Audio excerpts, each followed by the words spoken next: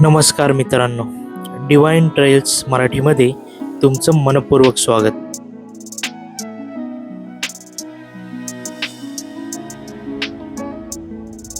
आज आपण आलो आहोत पुणे जिल्ह्यातील हडशी येथील या निसर्गरम्य आणि आध्यात्मिक स्थळी, जेथे संतांचे विचार, त्यांचे जीवन आणि भक्तीचा अमूल्य वारसा जिवंत स्वरूपात अनुभवायला मिळतो.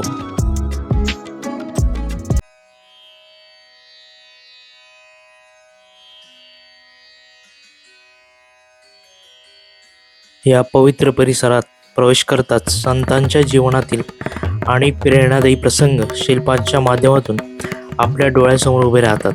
प्रत्येक मूर्ती केवळ एक कलाकृती नाही, तर भक्ती, सेवा, नम्रता आणि मानवतेचा संदेश देणारी एक जिवंत शिकवण आहे.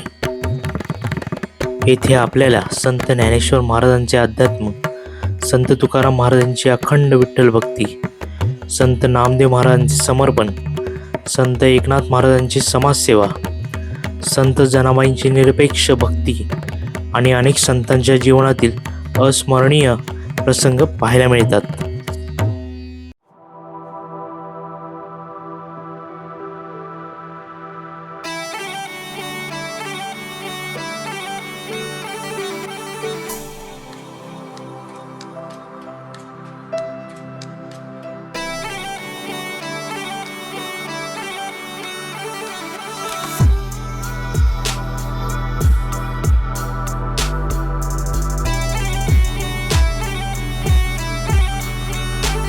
आजूबाजूला हिरवागार निसर्ग, डोंगर रांगा, शांत वातावरण, पक्ष्यांचा मधुर किलबिलाट या सगळ्यांमुळे मन भक्तीने आणि समाधानाने भरून जाते.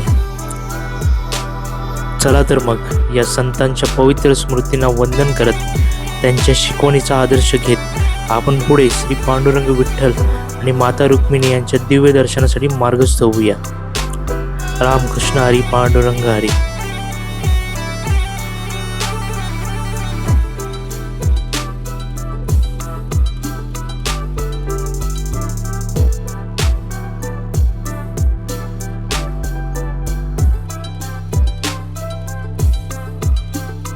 हडशी हे पुणे जिल्ह्यातील एक सुंदर निसर्गरम्य ठिकाण असून पुणे शहरापासून सुमारे 35 किलोमीटर अंतरावर ओढजवळ वसलेले आहे. श्री पांडुरंग विठ्ठल रुक्मिणी मंदिर, संत दर्शन आणि सभोवताचा शांत निसर्ग यामुळे हे ठिकाण भाविक आणि पर्यटकांसाठी एक लोकप्रिय आकर्षण बनले आहे.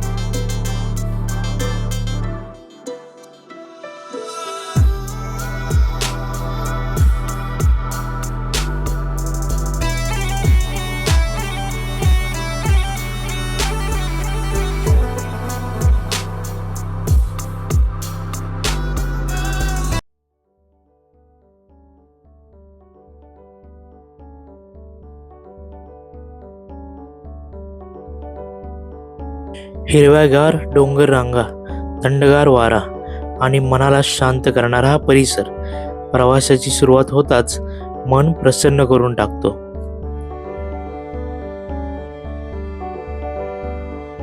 हा रस्ता फक्त मंदिरापर्यंत घेऊन जाणार नाही, तर मनाला भक्तीच्या दिशेने घेऊन जाणारा आहे. प्रत्येक वळणावर निसर्गाचे अद्भुत सौंदर्य अनुभवायला मिळते आणि नकळत मनातील ताण, चिंता दूर होत जातात.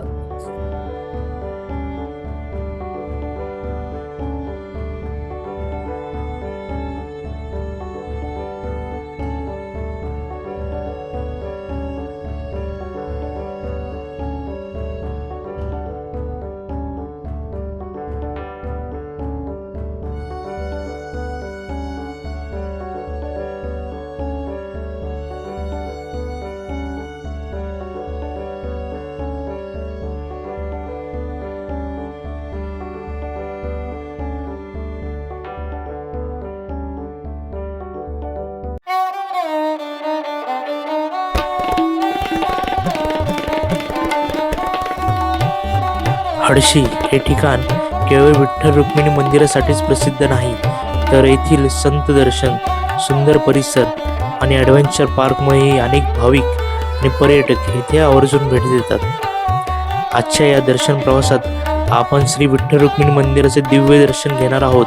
आणि संतांच्या पवित्र सानिध्यातही काही निवांत क्षण घालवणार आहोत. म्हणून हा संपूर्ण प्रवास शेवटपर्यंत नक्की पहा. कदाचित या शांत वातावरणातून तुम्हालाही मनशांतीचा आणि भक्तीचा एक सुंदर अनुभव मिळेल.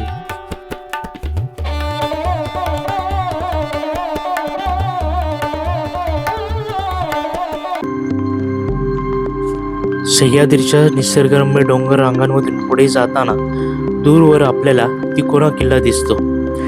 आजही तो या परिसराच्या इतिहासाची आठवण करून देतो. मंदिरा शेजारी असलेल्या ॲडव्हेंचर पार्कमध्ये बोटिंगचा आनंद घेणारे पर्यटक आणि निसर्गाचा आनंद लुटणारे अनेक कुटुंबे पाहायला मिळतात.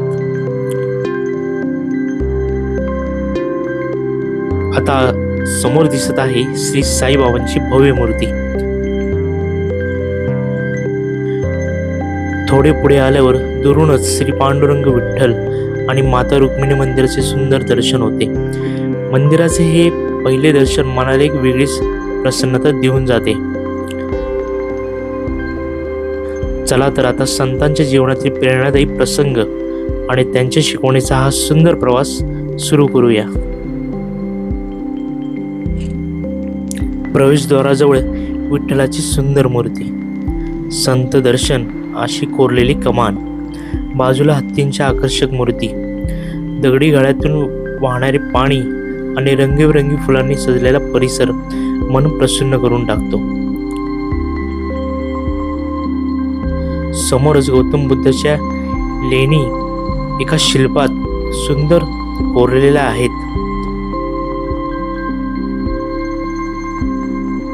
श्री गणेशाचे दर्शन घेत पुढे जाताच एक छोटेसे पाण्याचे तळे आणि गौतम बुद्धाच्या लेणीसारखी सुंदर शिल्परचना नजरेस पडते. थोडे पुढे समोर आल्यावर बाल हनुमान भगवान शंकराच्या पिंडीवर जलाभिषेक करतानाचे सुंदर शिल्प पाहायला मिळते. हा प्रसंग अतिशय आकर्षक आणि भक्तिभाव वाढवणारा वाटतो.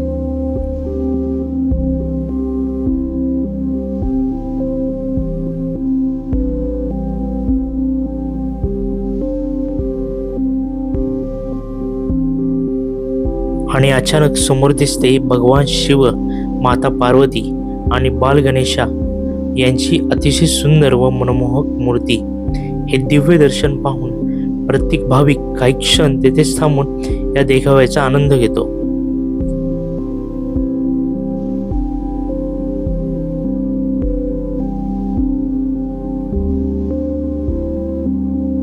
आणि आता समोर नजरेस पडते संत ज्ञानेश्वर महाराज आणि संत तुकाराम महाराज यांचे सुंदर शिल्प.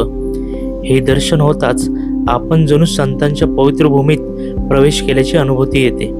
महाराष्ट्राच्या भक्ती परंपरेचा अमूल्य वारसा जपणाऱ्या या महान संतांनी समाजाला भक्ती, ज्ञान आणि मानवतेचा मार्ग दाखवला आहे. पुढे गुहेच्या मार्गाने जाताना श्रावण बाळ आपल्या आई वडिलांना खांद्यावरील डोलीत घेऊन तीर्थयात्रेला नेत असल्याचा हृदयस्पर्शी प्रसंग पाहायला मिळतो. समोर संत रविदास महाराजांचे सुंदर शिल्प दिसते. संत रविदासांनी समाजाला समता, प्रेम आणि मानवतेची शिकवण, जातीभेदापेक्षा कर्म आणि भक्ती श्रेष्ठ आहे, हा त्यांचा संदेश आजही तितकाच प्रेरणादायी आहे.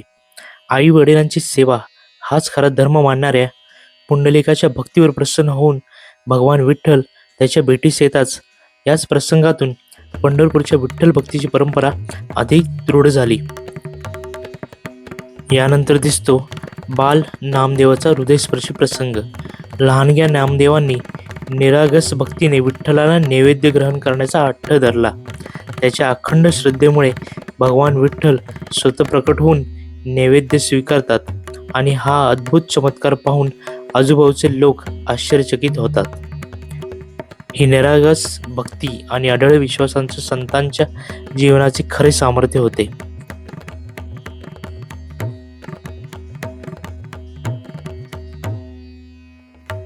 जनाबाई विठ्ठलाच्या नामात अभंग म्हणत जात्यावर दळत आहेत.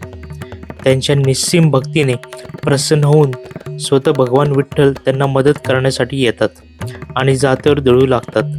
खरी भक्ती असेल तर देवही भक्तांच्या सेवेसाठी धावून येतो, हा संदेश हा प्रसंग देतो. रुसून ताटी लावून बसलेल्या ज्ञानेश्वर महाराजांना मुक्ताबाई प्रेमाने ताटी उघडा ज्ञानेश्वरा अशी हाक मारत आहे. हे दृश्य प्राचीन ऋषीमुनींच्या कठोर साधनेची, एकाग्रतेची आणि आध्यात्मिक सामर्थ्याची आठवण करून देते. गुहेतून पुढे बाहेर आल्यावर संत ज्ञानेश्वर महाराज आणि चांगदेव महाराज यांचा प्रसिद्ध प्रसंग पाहायला मिळतो. योगसिद्धीचा गर्व घेऊन चांगदेव महाराज वाघावर स्वार होऊन ज्ञानेश्वर महाराजांना भेटण्यासाठी आले. त्यावेळी ज्ञानेश्वर महाराजांनी आपल्या भावंडांसह चालत्या भिंतीवर बसून त्यांचे स्वागत केले. हा प्रसंग पाहून चांगदेवांचा अहंकार दूर झाला आणि त्यांनी संत ज्ञानेश्वर महाराजांचे शिष्यत्व स्वीकारले.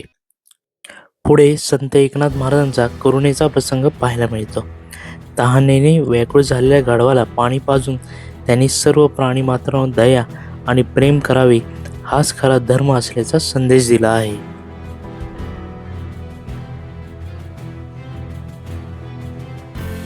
यानंतर दिसतो संत गोरा कुंभारांचा सुंदर प्रसंग.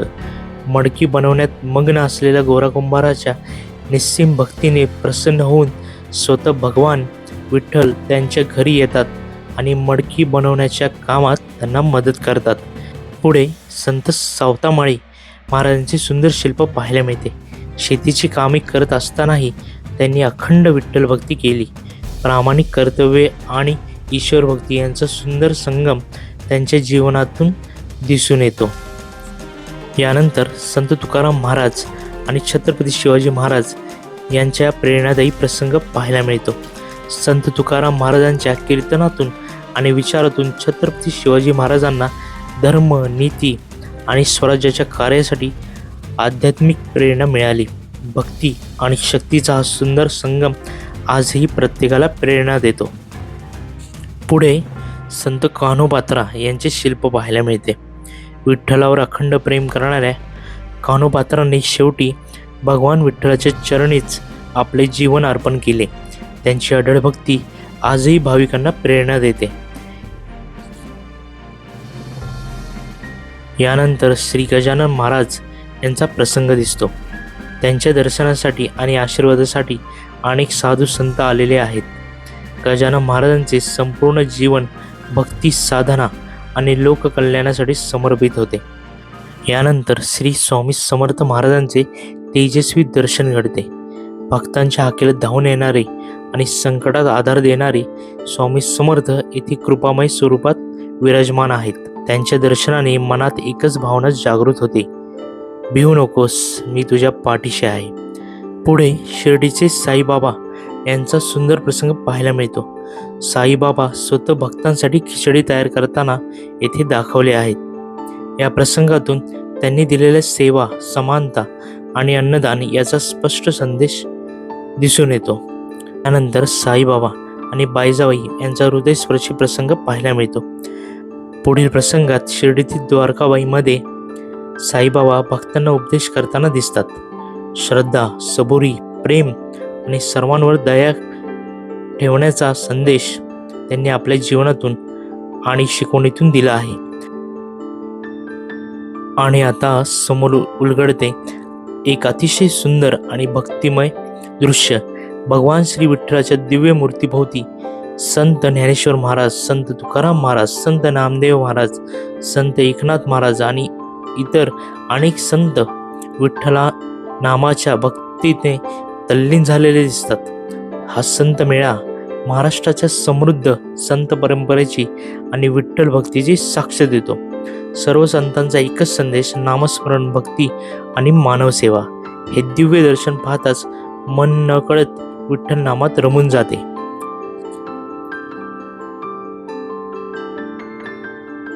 यानंतर पुढील गुहेत दोन्ही बाजूंना भारतातील अनेक थोर संत, महात्मे आणि समाज सुधारकांची सुंदर शिल्पे पाहायला मिळतात.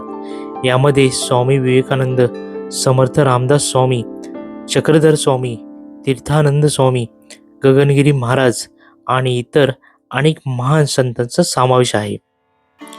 पुढे जातात समोर श्री साईबाबांची भव्य पेठी मूर्ती नजरेस पडते.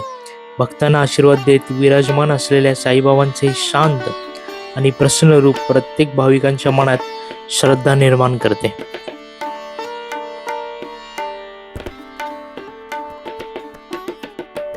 पुढे जाताच आदिशक्ती देवीची विविध रूपे अतिशय आकर्षक पद्धतीने साकारलेली पाहायला मिळतात. प्रत्येक रूपातून देवीचे सामर्थ्य, करुणा आणि भक्तांवरील कृपा व्यक्त होते. याच ठिकाणी भगवान शंकराची तांडव नृत्य करणारी भव्य मूर्ती देखील नजरेस पडते. हे दृश्य अत्यंत आकर्षक असून शिवशक्तीच्या दिव्य स्वरूपाची अनुभूती करून देते. पुढे जाताच श्री राधाकृष्णाची सुंदर मूर्ती नजरेस पडते. झोपाळ्यावर विराजमान असलेले राधाकृष्ण प्रेम, भक्ती आणि आनंदाचे प्रतीक म्हणून भाविकांचे लक्ष वेधून घेतात. पुढे श्री सत्य साईबाबांची प्रसन्न आणि आकर्षक मूर्ती नजरेस पडते. त्यांच्या शेजारी उभे असलेले हत्तीचे सुंदर शिल्प या दृश्याचे सौंदर्य आणखी खुलवते. पुढे या परिसराचे सौंदर्य खुलवण्यासाठी कृत्रिम धबधबे साकारण्यात आले आहेत. वाहणाऱ्या पाण्याचा नाद आणि आजूबाजूचा निसर्ग वातावरण अधिक प्रसन्न बनवतो. याच ठिकाणी छत्रपती शिवाजी महाराजांचे भव्य शिल्प नजरेस पडते.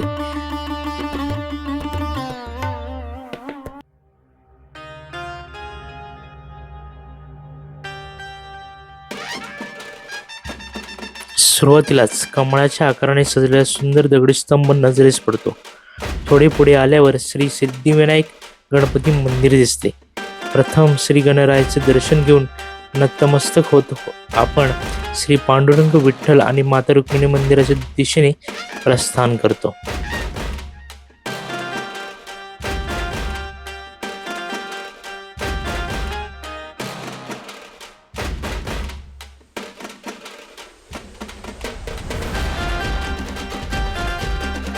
श्री सिद्धिविनायक गणपतीचे दर्शन घेऊन पुढे जात असताना विठ्ठल रुक्मिणी मंदिराकडे जाताना आजूबाजूचा निसर्गरम्य परिसर मन मोहून टाकतो. रस्त्याच्या दोन्ही बाजूंना फुललेली रंगीबेरंगी फुले, हिरवळ आणि शांत वातावरण या प्रवासाला आणखी सुंदर बनवतात. या रम्य परिसराचा आनंद घेत आपण आता श्री पांडुरंग विठ्ठल आणि माता रुक्मिणी मंदिराच्या दिव्य दर्शनासाठी पुढे जात आहोत.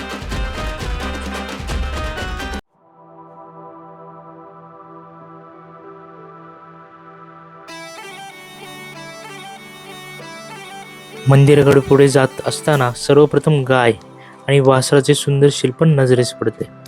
भारतीय संस्कृती गोमातेचे असलेले पवित्र स्थान या दृश्यातून अनुभवायला मिळते.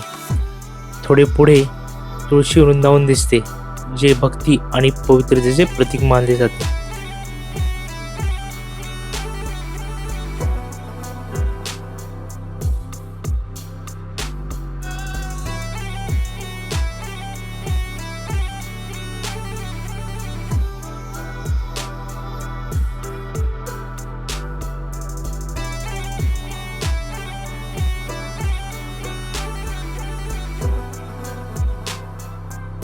मंदिरात प्रवेश करताच एक वेगळी शांतता आणि सकारात्मक ऊर्जा जाणवते. प्रसन्न वातावरण, भक्तिमय भाव आणि मंदिरातील पवित्रता मनाला स्पर्श करून जाते. या दिव्य वातावरणात काही क्षण थांबून मन आपोआप श्री पांडुरंग विठ्ठलाच्या चरणी नतमस्तक होते.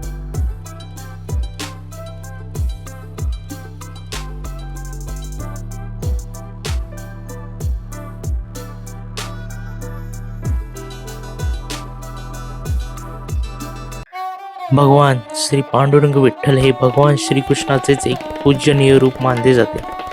त्यांच्या सोबत विराजमान असलेल्या माता रुक्मिणी भक्तांना प्रेम, श्रद्धा आणि समर्पणाचा संदेश देतात. हडशी येथील हे विठ्ठल रुक्मिणी मंदिर शांत, स्वच्छ आणि निसर्गरम्य वातावरणामुळे भाविकांसाठी विशेष आकर्षणाचे केंद्र बनले आहे. येथे येणाऱ्या प्रत्येक भाविकाला भक्ती आणि मन शांतीचा सुंदर अनुभव मिळतो.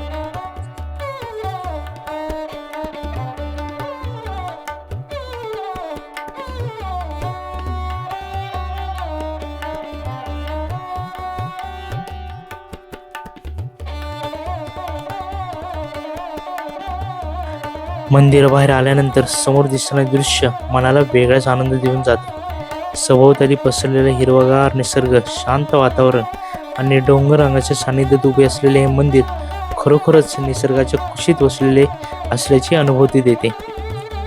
या प्रसन्न वातावरणात काही क्षण घालवल्यानंतर मन समाधानाने आणि भक्तिभावाने भरून जाते.